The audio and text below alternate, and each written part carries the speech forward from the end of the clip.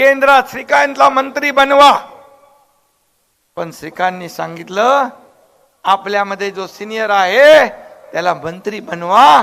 आणि प्रतापराव जाधव इथं साक्षीदार आहेत की प्रतापराव जाधव यांना आपण केंद्रात मंत्री बनवलं. ही शिवसेना आहे, ही खरी शिवसेना आहे.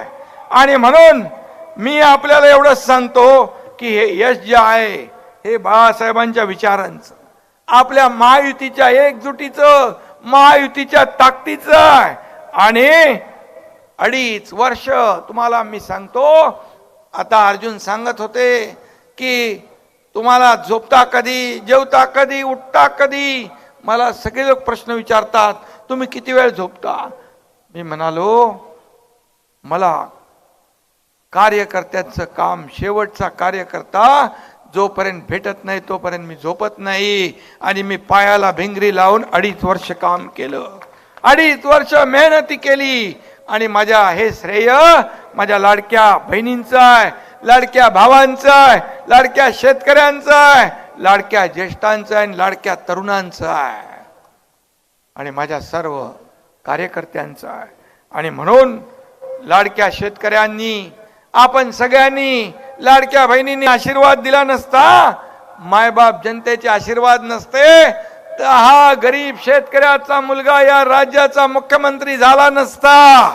आणि म्हणून मी मुख्यमंत्री म्हणून कधीच वागलो नाही.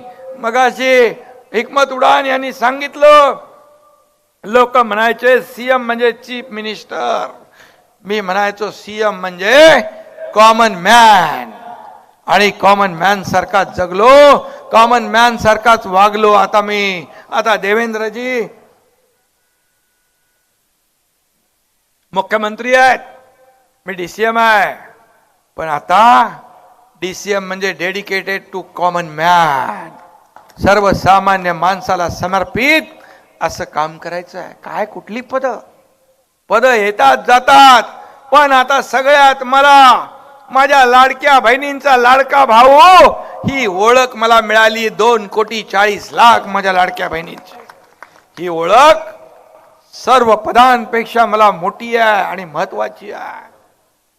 आणि म्हणून मी एवढंच सांगतो आपल्याला, मी एक साधा कार्यकर्ता आहे. कालही साधा कार्यकर्ता म्हणून होतो, आजही कार्यकर्ता म्हणून काम करतोय आणि उद्याही